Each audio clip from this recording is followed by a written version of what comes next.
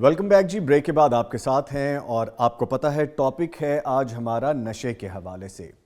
नशा दो तरह का, जैसा मैंने आपको बिगनिंग में बताया था, एक ज़ाती तौर पे किसी चीज़ का ज़ोम हो जाना वो भी एक नशा है जो कि गलत है, लेकिन जो हमारे माशरे में ऐसी चीज़ आ गई है कि जो आए रोज़ बढ़ती जा रही है। एक अगर रिसर्च की बात कर ली जाए तो दुनिया भर में लाखों अफराद इसका शिकार होते हैं, नए अफराद इसमें शामिल हो जाते हैं, बच्चे, जवान, बूढ़े, जिन्स का इससे कोई ताल्लुक़ नहीं है। ये नशा है क्या? डिफरेंट नाम मौजूद हैं जो कि मैं यहाँ पे नहीं लूँगा अभी, जो आए रोज़ मार्केट में आ रहे हैं, स्कूल के बच्चों तक को नहीं छोड़ा जा रहा। ऐसी कौन सी चीज़ें हैं कि जो बार बार करने के बावजूद भी हम इनसे बचने के लिए बार बार इक़दामात भी करते हैं, लेकिन फिर भी सोसाइटी में ये बढ़ता जा रहा है। छोटे बच्चे हों, स्कूल के बच्चे हों, यूनिवर्सिटी, कॉलेजेस या फिर बड़ी उम्र के अफराद हों, इसका शिकार हो रहे हैं। लाखों अफराद इसका शिकार होते जा रहे हैं और ये तादाद आए रोज़ बढ़ती जा रही है। कीमती जानें ज़ाया हो रही हैं, घरों के घर तबाह हो रहे हैं, रिहैबिलिटेशन सेंटर्स भी हैं, वहाँ के अपने कुछ मसले मसाइल हैं। जब उनको रिहैब करने के लिए लेके जाया जाता है, वहाँ से भी वो जो एडिक्ट हो चुके होते हैं वो भाग जाते हैं। इनकी क्या वजूहात हैं और माशरे में कहाँ पे बिगाड़ है, लूप होल्स क्या हैं, इन पे बात करने के लिए दो मुअज़्ज़िज़ और सीनियर मेहमान हमने मदू कर रखे अपने स्टूडियोज़ में। सबसे पहले मैं तारुफ करवाऊंगा डॉक्टर प्रोफेसर मुज़म्मिल अहसन शेख साहब, इस्लामिक स्कॉलर हैं। सर, आपके आने का बहुत शुक्रिया। इनके साथ मौजूद हैं इरफान रहमान, इंटरेस्टिंग पर्सनैलिटी हैं, इनको लाइफ कोच भी कहेंगे हम, राइटर भी हैं, अपना बिजनेस भी करते हैं और ये स्पीचेस भी देते हैं। Sir, very warm welcome to you as well. Thank you. सबसे पहले सर मैं आगाज़ करूंगा आपसे, इस्लामिक नुक्ता नज़र से हमारी रहनुमाई फरमाइएगा, हम कौन से ऐसे काम कर रहे हैं कि बार बार जब हम कोशिश करते हैं कि ये नशे की लानत से छुटकारा पाया जा सके, नशे की तरफ हमारी नई पौध ना जाए, या वो बड़ी उम्र के लोग भी, हमारी उम्र के लोग भी, जेंडर भी इसमें डिस्क्रिमिनेट नहीं किया जा सकता, आखिर वजूहात क्या हैं? अल्हम्दुलिल्लाह वहदा वस्सलातु वस्सलामु अला मन ला नबिय्य बअदा। असल बात ये है कि अल्लाह की तरफ से अशरफुल मखलूक़ात का ताज पहनाया गया और फिर फरिश्तों को भी इसके आगे झुकाया गया और ये बताया गया कि आपका क़याम जन्नत में है, सिर्फ़ एक पाबंदी है कि इस दरख्त के करीब नहीं जाना। शैतान ने, अज़ाज़िल इब्लीस ने वार किया, झूठी कसम खाई, तो उस दरख्त के करीब जाने के नतीजे में सैयदना आदम अलैहिस्सलातु वस्सलाम का लिबास उतर गया। ये चीज़ दुनिया में ले आई और फरमाया गया फ़इम्मा यातियन्नकुम मिन्नी हुदन फ़मन तबिअ हुदाया फ़ला खौफ़ुन अलैहिम वला हुम यहज़नून। तुम्हारे साथ हिदायत जाएगी, जो इत्तिबा करेगा उसको कोई खौफ नहीं है, वरना जो लक़द खलक़नल इंसान फ़ी अहसन तक़वीम, इसको बेहतरीन तक़वीम में बनाया है, तो ईमान और आमाल साले के साथ, वरना फिर अस्फ़लुस साफ़िलीन में जाएगा। तो ये एक हमारा मकाम वापस जन्नत को जाने का सफ़र है।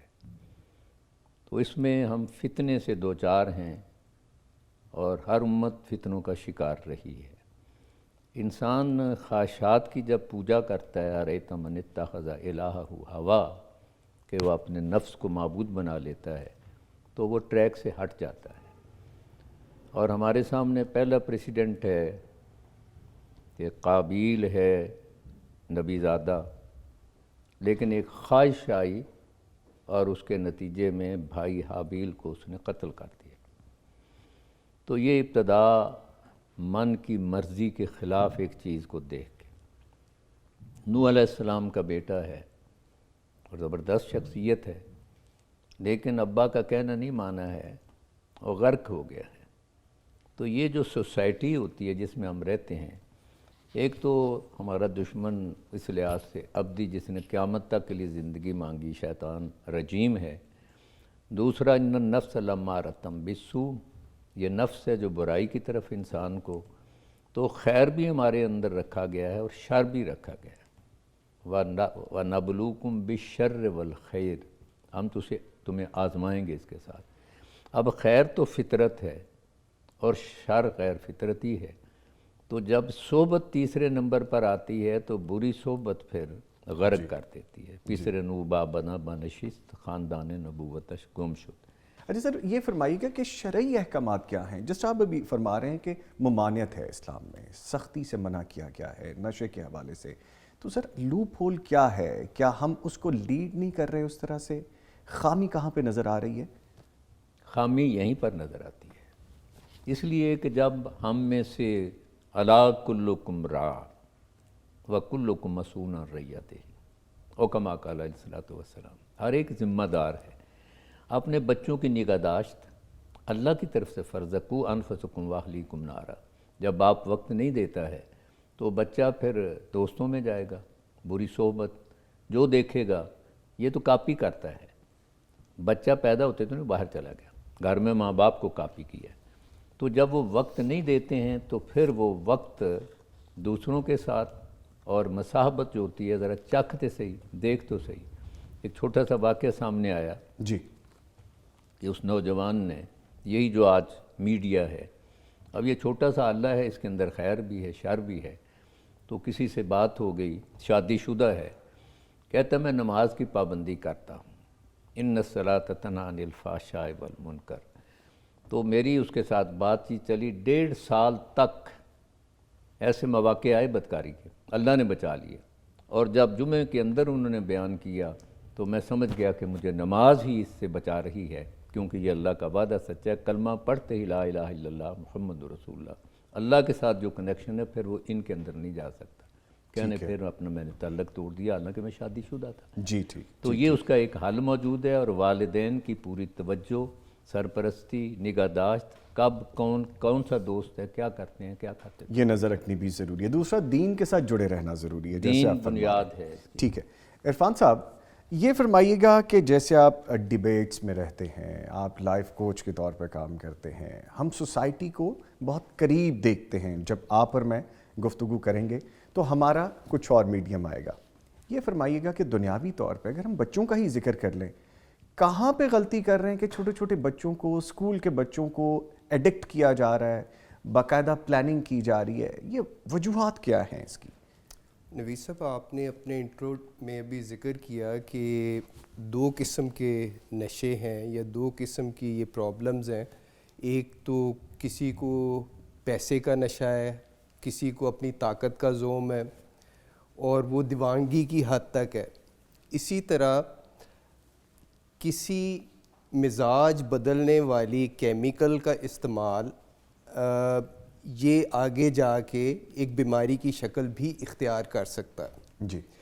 اور یہ باقاعدہ اس کو سائنسی طور پہ چونکہ ہم اب بات کر رہے ہیں تو باقاعدہ بیماری کے طور پہ WHO نے ریکگنائز کیا اسے. جی ایگزیکٹلی. کہ یہ primarily it's a bio psycho social disease.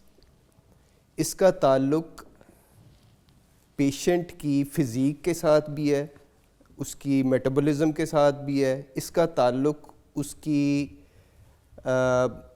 ذہنی یا نفسیاتی کیفیت کے ساتھ بھی ہے، اور اس کا تعلق معاشرتی بگاڑ اور معاشرتی ناہمواری اور معاشرتی عدم توازن کے ساتھ بھی ہے. جی ٹھیک ہے. تو اس کی بے شمار وجوہات ہو سکتی ہیں، لیکن بنیادی طور پہ یہ ایک بیماری ہے. اور پوری دنیا اس وقت اگر 2 نکات پر متفق ہے تو وہ ایک تو ہے ڈرگ ایڈکشن کے اوپر.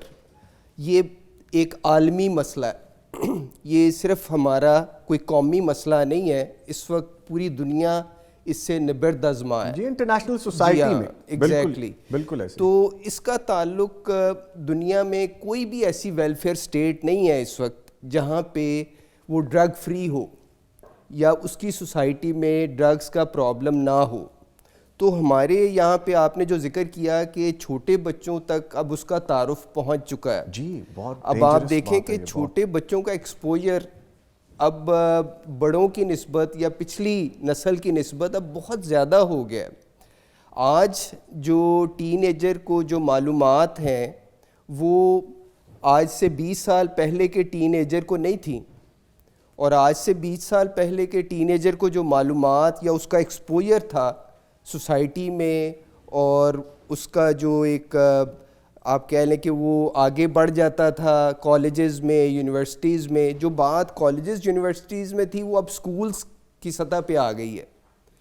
تو لہٰذا یہ ضرور ایک لمحہ فکریہ ہے کہ آج ہم جیسے جیسے ٹیکنالوجی میں آگے بڑھتے جا رہے ہیں ویسے ویسے بچوں کا ایکسپوجر جو ہے وہ ارلی ایج میں ہونا شروع ہو گیا ہے. اس کی اور بھی بہت سی ریزنز ہیں. ہم نے گیجٹ ان کے ہاتھوں میں دے دیے ہیں, ہم نے ان کو وقت دینا چھوڑ دیا, جیسے ابھی پروفیسر صاحب کہہ رہے تھے. سر یہ فرمائیے گا پھر کہ پرانے زمانے تھوڑا سا پیچھے جاتے ہیں, افیون, گانجا, چرس, بھانگ, اس طرح کی چیزیں تھیں. اب ہم دیکھتے ہیں نئے ایرا میں وہ کرسٹل آ گیا, آئس آ گئی, پھر اس طرح کی ہیروئن, اور اب تو خیر ٹیبلٹس اور اس سے بھی آگے کی چیزیں چلی گئی ہیں. سوسائٹی کا ڈیلما یہ بنتا جا رہا ہے کہ آپ فیشن کے طور پہ بھی اس کو اپنا رہے ہیں. نور مقدم کیس آپ کو پتہ ہے کہ بہت بڑے پیمانے پہ اس پہ ڈسکشن ہوئی ہے, ابھی بھی چل رہے ہیں معاملات.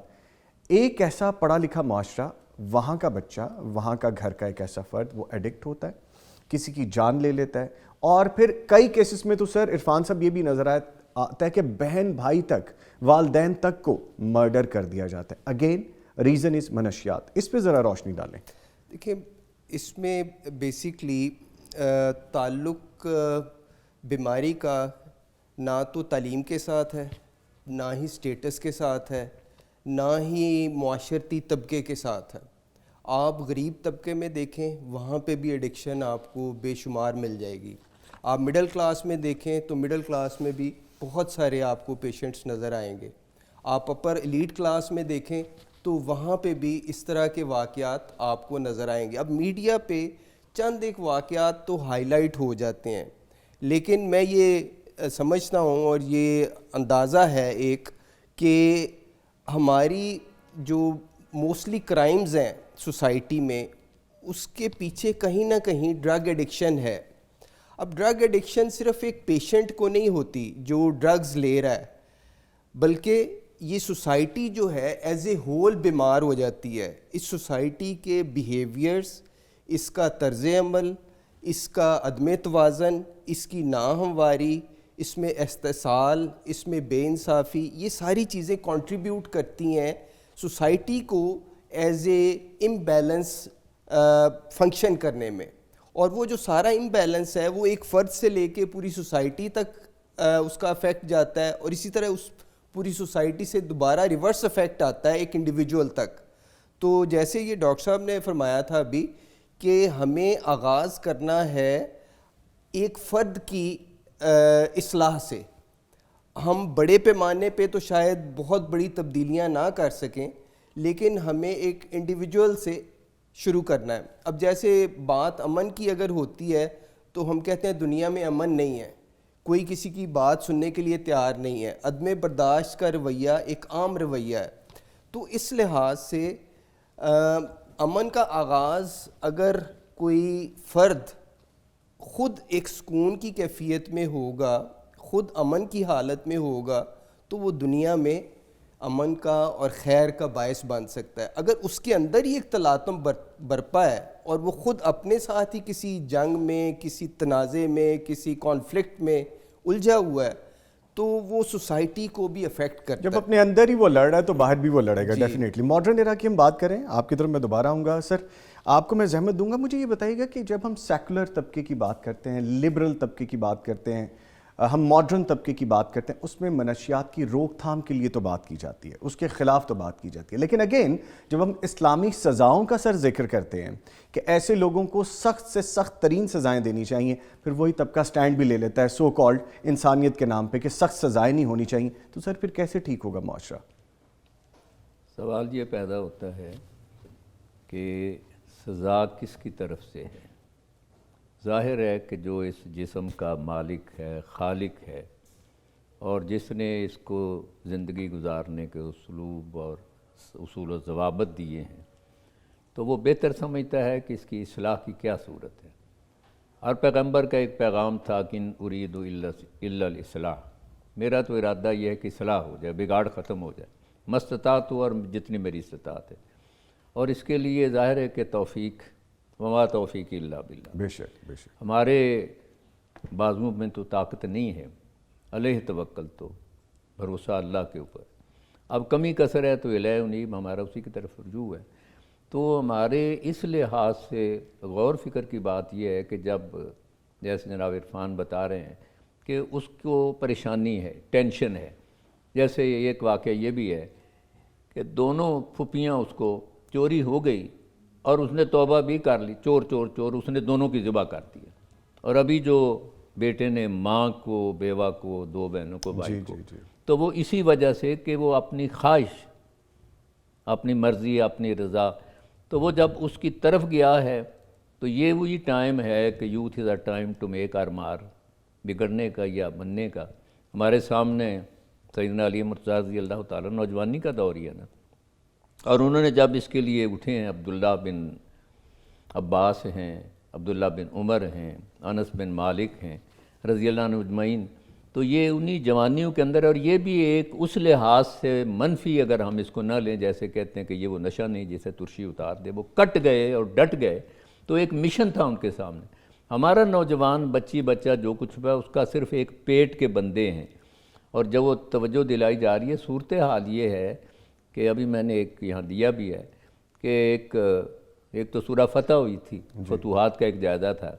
उन्होंने कहा कि जी मैंने जब वहाँ से गोश्त लिया, सील बंद हैं, तो उसके ऊपर मैंने पढ़ा तो उसके अंदर सूअर था। मैंने जब बात की तो उन्होंने कहा कि जी आपको देखना चाहिए। अब देखने दिखाने की जो बात है कि ये मेरा अपना फ़र्ज़, जैसे मैंने इशारा किया इंटरव्यू में भी, जब आज से कोई 45 साल पहले, तो उन्होंने यही कहा कि माशरे की बिगाड़, मैंने कहा मैं बैसियत बाप के, बैसियत उस्ताद के, बैसियत आलिम के, बैसियत बड़े के, तो हर बच्चा हमारा बच्चा है। हमारे बच्चे जो बिस्किट वगैरह खा रहे हैं, अब क्या जाने उसमें क्या है, उसमें क्या सर, उसके अंदर भी ये एग्जैक्टली वो भी देखना होगा। सर अगर हम बात कर रहे हैं इस्लामिक सज़ाओं के हवाले से, दो चीज़ें काइंडली एलैबोरेट कीजिएगा, वाज़े कर दें हमारे देखने सुनने वालों को, हमें भी समझ लगे कि अगर एक शख्स जो कि नशा कर रहा है उसकी सज़ा क्या होनी चाहिए इस्लामिक तरीके से, और इस्लाम कहता क्या है। दूसरा, जो उसको इसमें शामिल कर रहा है, जो उसको आदी बना रहा है, जो उसको प्रोवाइड कर रहा है, उसकी सज़ा क्या होनी चाहिए। इस्लाम ने तो बड़ा वादे किया, यही जो उस दौर के अंदर भी ज़ाहिर के शराब आम थी, और जो जो उस वक्त के एडिक्शन थे कि इन्नमल खम्र वल मैसर वल अंसाब वल अज़लाम रिज्सुम मिन अमलि शैतान फ़ज्तनिबूहु, इसका इज्तनाब है। आगे फिर ये जाओ आपके दौर के अंदर चोर है, अब ज़ाहिर एक मज़ा है, कमाई है, पहले डर होता है, ऐसा ऐसा वो ख़त्म हो जाते हैं, डाका है, तो उनकी सज़ाएँ मुकर्रर की। तो शराबी के लिए मुसलमान भी है, कलमा गो भी है, और ला तक़रबुल फ़वाहिश मा ज़हरा मिन्हा व मा बतन, ला तक़रबू माल यतीम, ला तक़रबु ज़िना। वहाँ पर एक बदकिस्मती वही जो आपने तवज्जो दिलाई है कि ला तक़रबुस सलात, कि नमाज के करीब ना जाओ। भाई आगे अल्लाह ने ये बताया है कि उस वक्त ना जाओ वान तुम सुकारा, तो वो जब हराम हुआ है तो सहाबा कहते हैं कि इस तरह फिर वो भाई गई, तो उसके लिए ज़रूरी है कि हमें नफ़ा और नुकसान का, और उसके लिए रजू इल्लल्लाह व रसूल, रजू इल्ल कुरान व सुन्ना है जी। तो एक तो वो तरबियत है। दूसरा, गवर्नमेंट के जो फ़राइज़ हैं इस्लामी फ़लाही रियासत के, उसके अंदर अल्लज़ीना मक्कन्नाहुम फ़िल अर्दि अक़ामुस्सलाता व आतवुज़्ज़काता व अमरू बिल मारूफ़ व नहू अनिल मुनकर वलिल्लाहि आक़िबतुल उमूर।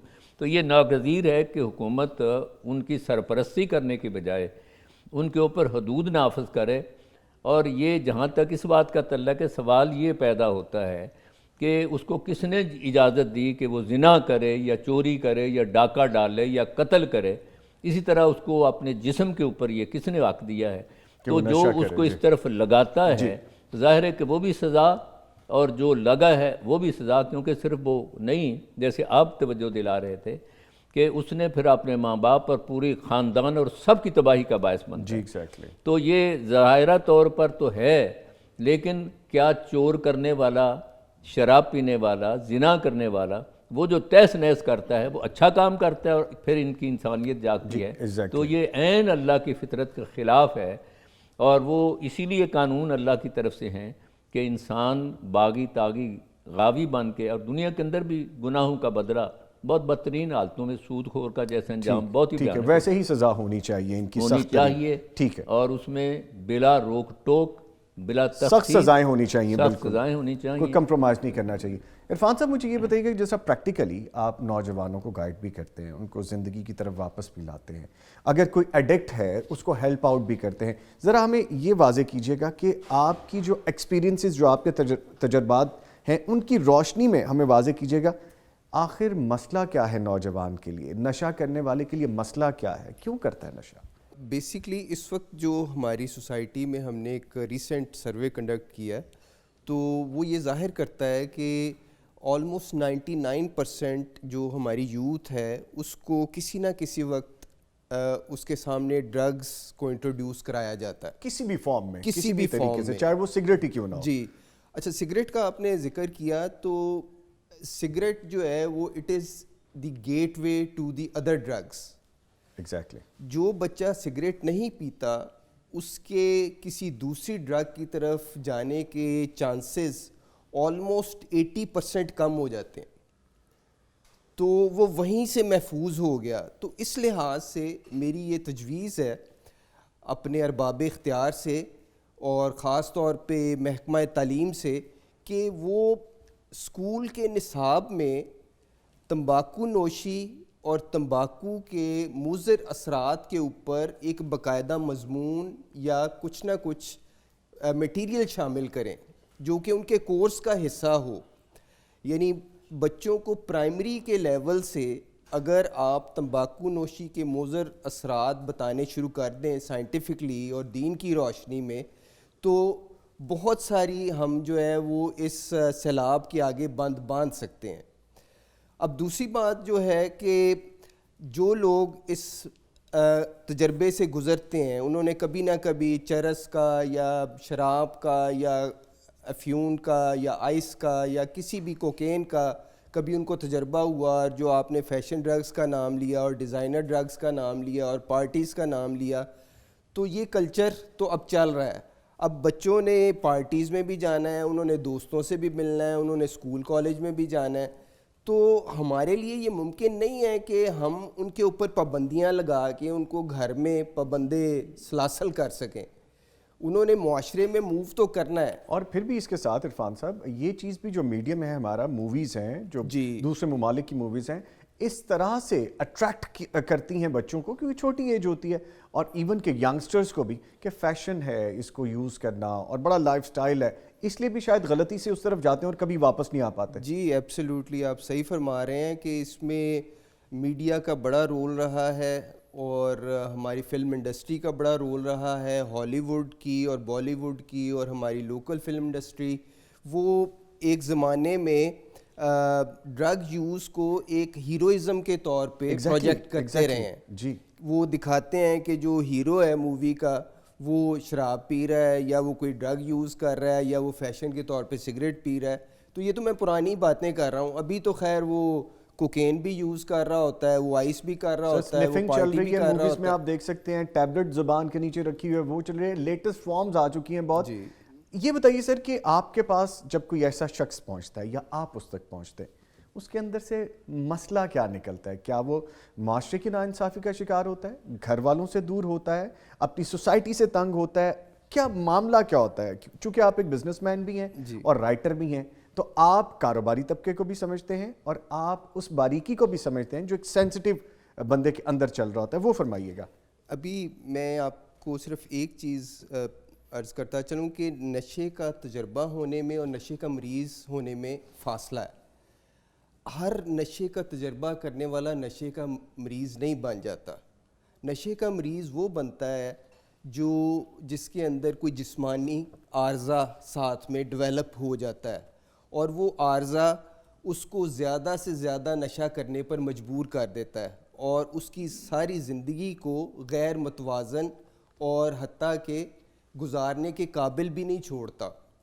تو نشے کا استعمال ہمارے معاشرے میں میرا خیال ہے کہ اس وقت 70-80% لوگ کر رہے ہیں کسی بھی فارم میں. یس. اور اس میں سے تقریباً اس وقت کوئی 8 سے 10% کے قریب اس عادت کی وجہ سے یا اس استعمال کی وجہ سے کسی عارضے میں بھی مبتلا ہو چکے ہیں، اس کے جنون میں، اس کے آبسیشن میں، اور ان کی سب کی زندگی تہ و بالا ہو چکی ہے، چاہے وہ نفسیاتی ہوں چاہے وہ جسمانی ہوں. ایگزیکٹلی ایسے ہی ہے. تو اس وقت ہمارے ملک میں تقریباً 1 کروڑ سے زیادہ نشے کے مریض موجود ہیں. میں مریضوں کی بات کر رہا ہوں، استعمال کرنے والوں کی نہیں کر رہا. استعمال کرنے والے ہیں 1 کروڑ سے زائد. جی سر آپ اور میں جب ٹریول کر رہے ہوتے ہیں روڈز بسائڈ روڈز ہم دیکھتے ہیں کھلے عام اب تو استعمال ہو رہا ہے، اور بڑے ینگ لوگ ہیں، بڑی ایج کے لوگ نہیں ہیں، کھلے عام استعمال کر رہے ہیں. یہ جو سائڈوں پر ویسے ہی نشے ہی پڑے ہوئے ہیں اور آ کے بھیک مانگتے ہیں، وہ سارے اسی کے شکار ہیں. جی اس میں جینڈر کا بھی کوئی ڈسکریمنیشن نہیں ہے، بچے ہیں، بوڑھے ہیں،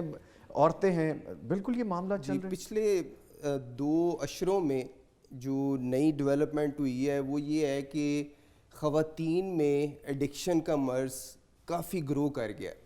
ہماری جو خواتین کے کالجز ہیں، یونیورسٹیز ہیں، تو وہاں پہ بہت زیادہ اس کی اب وبا پھیل گئی ہے، یہ بیماری پھیل گئی ہے. تو بہرحال میں یہ عرض کر رہا تھا کہ جو لوگ بیمار ہو گئے ہیں، 1 کروڑ یا اس سے زائد لوگ اس وقت ہمارے ملک میں نشے کے بیمار موجود ہیں. بیسیکلی ان کے نشے سے تعارف کی وجہ تو بے شمار ہو سکتی ہیں. کسی کو اس کی صحبت نے نشے کی طرف دھکیلا، کسی کو ڈاکٹر نے بھی دھکیلا، بہت ساری ایڈکٹ کر دیا. بہت ساری بیماریوں میں کچھ مزاج بدلنے والی ادویات استعمال ہوتی ہیں. اور میں معذرت کے ساتھ یہ عرض کروں گا کہ ہمارے ڈاکٹر اور طبیب حضرات بھی بعض اوقات غیر ضروری طور پہ سیڈیٹیوز پریسکرائب کر دیتے ہیں. ایک بندے کو کھانسی کا مسئلہ ہے یا بخار کا مسئلہ ہے تو ساتھ ایک نیند کی گولی بھی وہ سو جائے، بس سوئے گا تو وہ پھر ٹھیک ہو جائے گا. تو اس سے پھر کئی لوگ جو ہیں اسی دوائی کو دوبارہ خود سے یوز کرنا شروع کر دیتے ہیں. یہ بھی پتہ ہے اویلیبلٹی کتنی ایزی ہے. ایگزیکٹلی. پریسکرپشن ڈرگز جو ہیں وہ اوور دا کاؤنٹر اویلیبل ہیں منشیات کی. ٹھیک ہے، یہ بڑی خوبصورت بات آپ کر رہے ہیں. یہ ہم حل کی طرف جا رہے ہیں. میں آپ کی طرف دوبارہ آؤں گا اور اس کے حل پہ ڈیفینیٹلی بات کریں گے. جب ہم بات کرتے ہیں کسی مسئلے کی، سوسائٹی کے بگاڑ کی، اور ایسا زبردست بگاڑ جو نسلیں تباہ کر رہا ہے، ہماری قوم کو تباہ کر رہا ہے، اس کے حل کی طرف بھی دوبارہ آئیں گے. لیکن ابھی پروفیسر صاحب کی طرف چلتے ہیں. سر ہم کیا ایسا کریں، ہمارے جو دینی طبقہ ہے، جو ہمارے علماء کرام ہیں، ان پہ کیا ذمہ داری عائد ہوتی ہے اس ساری سچویشن میں کہ وہ اس راہ پہ ہمیں کس طرح سے گائیڈ کر سکتے ہیں؟ جزاک اللہ خیر، شکراً. بنیادی طور پر تو علماء انبیاء کے وارث ہیں، خصوصاً جانشین رسول امین سیدنا محمد الرسول اللہ صلی اللہ علیہ وسلم. تو آپ نے جو حل کیا تھا وہی حل آج بھی موجود ہے کہ ممبر و محراب کے وارث ہیں، وہاں آپ جو بیان کرتے ہیں، یہ آپس کی جو باتیں ہیں، ان کی بجائے اصل چیز انہی امور پر توجہ دلانے کی ضرورت ہے. اور آپ کے سامنے اس کو تو ہم معمولی بھی نہیں کہہ سکتے. آج بھی کوئی مسجد میں پیشاب کر کے تو دیکھے کیا اثر کریں گے اس کا. تو آپ نے اس کا سائیکالوجیکلی کہ نہیں اس کو کر لینے تو ورنہ یہ پیشاب تو دماغ کو چڑھے گا، تو اس کو روکا اور بعد میں پھر اس کو سمجھایا. تو علماء خصوصاً اور پھر والدین بھی، کیونکہ بچہ فرار تب اختیار کرتا ہے جب باپ بات نہیں سنتا ہے، ماں بات نہیں سنتی ہے، اور وہ اپنی خواہش کا احترام چاہتا ہے. تو اس کا حل موجود ہے کہ اس کو پیار سے، محبت سے، اور یہی دین کا مزاج ہے، دین النصیحہ، دین خیرخواہی کا نام ہے. تو اساتذہ اور علماء خصوصاً، اور پھر ہر شعبے کے اندر یونیورسٹی، آپ نے بڑا اچھا پوائنٹ دیا ہے. یونیورسٹی کالج اسکولوں میں آپ دے بھی دیتے ہیں. سوال یہ پیدا ہوتا ہے کہ استاد یا پروفیسر یا ڈاکٹر وہ پڑھاتا بھی ہے کہ نہیں پڑھاتا ہے، یا ویسے ہی گزر جاتا ہے.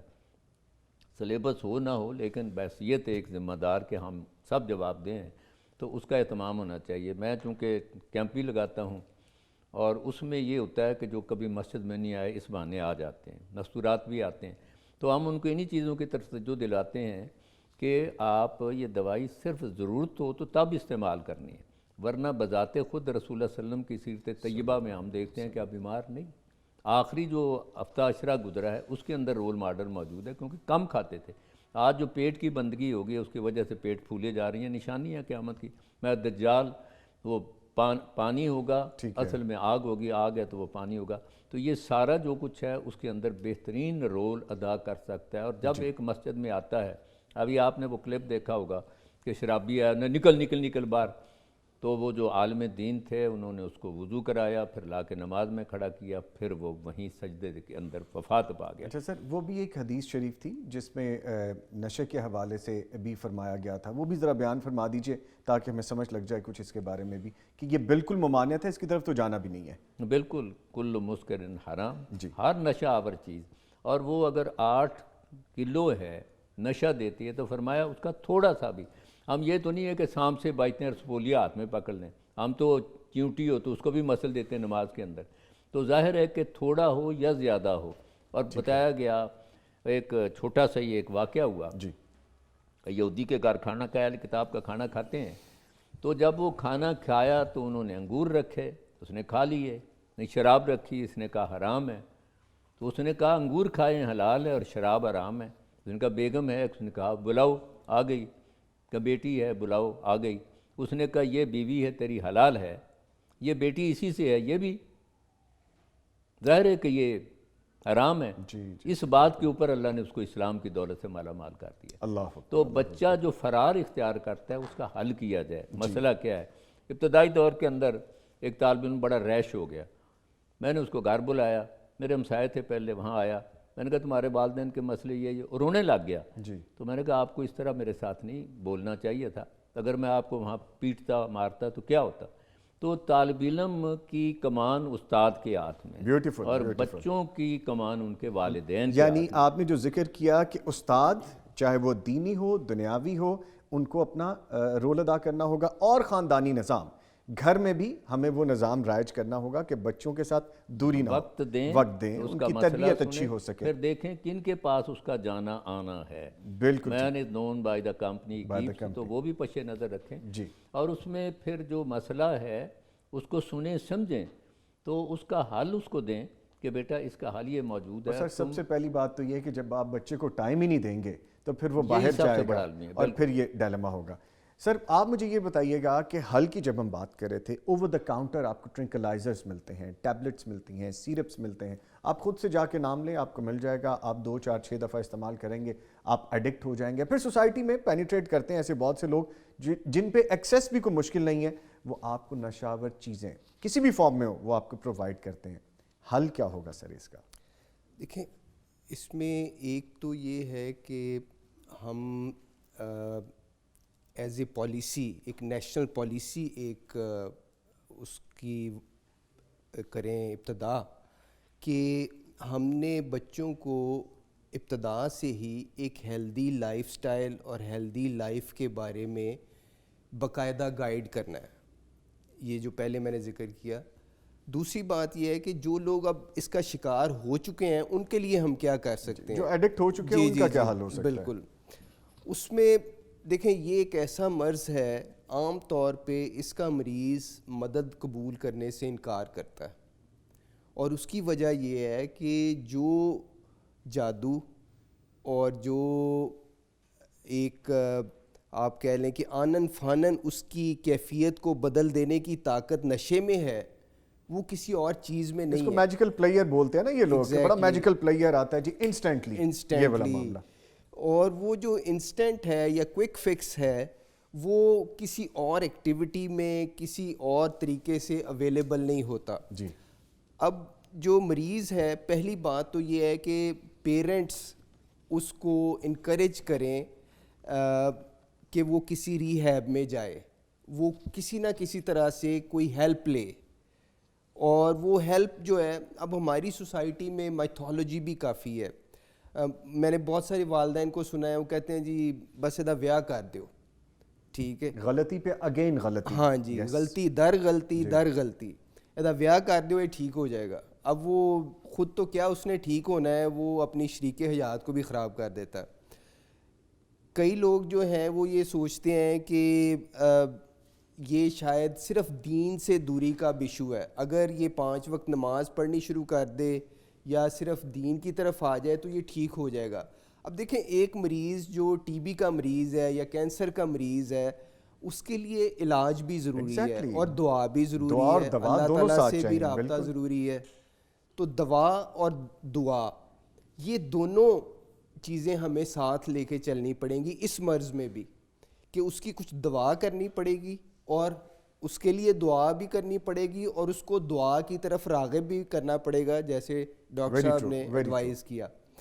تو بیسیکلی اگر کسی پیشنٹ کے اندر خود سے یہ امنگ جاگ اٹھی ہے ٹھیک ہونے کی یا اپنے آپ کو بدلنے کے لیے, تو میرے خیال میں آج دنیا میں جتنے ایجوکیشنل ریسورسز آپ کے ہاتھ کی ہتھیلی پہ موجود ہیں, یہ دنیا کی تاریخ میں کبھی بھی ایسے موجود نہیں تھے. سر سوری آپ کی بات کاٹ رہا ہوں, چند ایک منٹ رہ گئے, 1-2 منٹ باقی رہ گئے, لیکن یہ بھی ایک بہت بڑا ٹیلم ہے کہ ہم نے جو گیجٹ پکڑا دیا, چاہے وہ ہمارے ہاتھ میں ہے یا بچوں کے ہاتھ میں, یہ بھی ایک نشہ ہے, یہ بھی ایک ایڈکشن ہے, اس پہ بھی ہمیں کام کرنا ہوگا. آپ نے صحیح یہ ایک نقطہ اٹھایا ہے کہ اس وقت سب سے بڑی ایڈکشن جو ہے وہ اسکرین ایڈکشن ہے. ایگزیکٹلی, کسی بھی فارم میں, کسی بھی کیمیکل سے بڑی ایڈکشن اب اسکرین ایڈکشن بن چکی ہے. کیونکہ آپ دیکھیں چھوٹے بچوں کو آج کل مائیں کھانا کھلانے کے لیے پہلے ان کے ہاتھ میں موبائل پکڑاتی ہیں کہ وہ اسکرین پہ کوئی کارٹون دیکھیں گے, ان کی وہ شرط پوری ہوگی تو وہ کچھ کھانا کھائیں گے یا دودھ پیئیں گے. بتا دیجئے کہ اس طرح کرنے سے بھی کچھ ٹاکسک قسم کے کیمیکل جنریٹ ہوتے ہیں آپ کی باڈی کے اندر, بچوں کے اندر, جو کہ مزید آپ کے برین کو بھی ڈیمیج کرتے ہیں, یہ بھی ایک نشہ ہے. دیکھیں بیسیکلی جو اسکرین ایڈکشن کی ہم بات کر رہے ہیں تو اس کو اسکرین کو ڈیزائن ہی اس طرح سے کیا گیا ہے, اس کی جو کلر اسکیم ہے, اس کی اٹریکشن ہے, اور جو اسکرین کے پکسلز ہیں وہ سارے آپ کو بالکل میسمرائز کیے رکھتے ہیں, آپ ہل نہیں سکتے, وہ آپ کو اپنی ٹرانس میں لیے رکھتے ہیں. جیسے نشہ کرنے کے بعد وہ نشہ آپ اس کی ٹرانس میں رہتے ہیں, اس کے انفلوئنس میں رہتے ہیں, اسی طرح آپ اسکرین کو دیکھتے ہوئے آپ اس کے انڈر دی انفلوئنس ہے. سر آپ نے ٹرانس کا لفظ بول دیا, بالکل اینڈ پہ پہنچ گئے. لوگ ٹرانس کے لیے بھی ایڈکشن ہے, اس کے لیے بھی نشہ کرتے ہیں, آپ کو پتا ہے ٹرانس میں ہی رہتے ہیں پھر, اور وہ ساری رات اور 24 گھنٹے بڑے خطرناک نشے آ چکے ہیں. ایبسلیوٹلی. تو یہ موضوع ہی ایسا ہے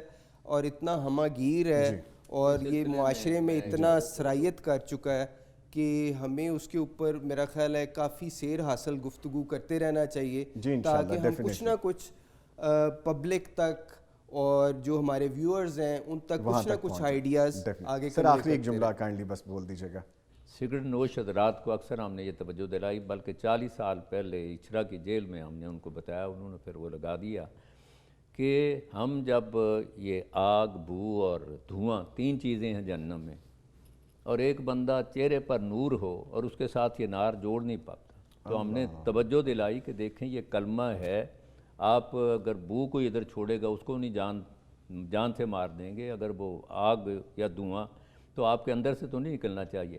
تو اس سے بھی اکثر لوگوں نے چھوڑ دیا, اور اصل چیز وہی ہے کہ جب تک وہ محبت کے چشمے سوتے پھوٹتے نہیں ہیں کہ جس نام پر ہم کٹ مارتے ہیں, سبحان اللہ, اس کے حوالے سے پھر اس کی بات بھی ماننی چاہیے, اتباع کرنا چاہیے. اللہ پاک ہمیں ان بیماریوں سے روحانی, جسمانی, ایمانی, ذہنی, جنسی, نفسیاتی سے محفوظ و ممنوع فرمائے, اور جو بیمار ہیں ان کو اللہ پاک اپنی رحمت سے صحت کاملہ شفا عاجلہ. تھینک یو ویری مچ سر. ہمارے ساتھ موجود رہے ڈاکٹر پروفیسر مزمل احسن شیخ صاحب, اسلامک اسکالر. سر آپ کے آنے کا بہت شکریہ. ان کے ساتھ موجود رہے عرفان رحمان صاحب, لائف کوچ. سر آپ کے بھی آنے کا بہت شکریہ. پرابلم یہ ہوتا ہے کہ جب ہم کوئی ایسی ڈسکشن کرنا چاہتے ہیں تو وقت اس طرح گزر جاتا ہے, اور اس طرح گزرنے والے وقت میں ساری چیزوں کا اعادہ نہیں کیا جا سکتا. بٹ اگین ہم نے کوشش یہ کی ہے کہ چھوٹی چھوٹی باتوں سے آپ تک وہ میسج ضرور پہنچائیں جو چھوٹی چھوٹی زندگیوں کے ساتھ ساتھ بڑی بڑی زندگیوں کو بھی, بڑے بڑے خاندانوں کو بھی تباہ کرتے ہیں. وہ نشہ ہو کسی بھی فارم میں, چاہے وہ کسی گیجٹ کا ہو, چاہے وہ کسی انٹیک فارم کا ہو, یا جیسے پروفیسر صاحب نے کہا سگریٹ کا ہی کیوں نہ ہو, کیونکہ ابتدا یہاں سے ہی ہے اور انتہا موت پہ جا کے ہے. نہ صرف ایک شخص کی موت بلکہ پورے معاشرے کی موت اور پورے خاندان کی موت بھی ہو جاتی ہے. پروگرام ابھی جاری ہے, آپ کو ملتے ہیں ایک چھوٹے سے بریک کے بعد, ہمارے ساتھ رہیے گا.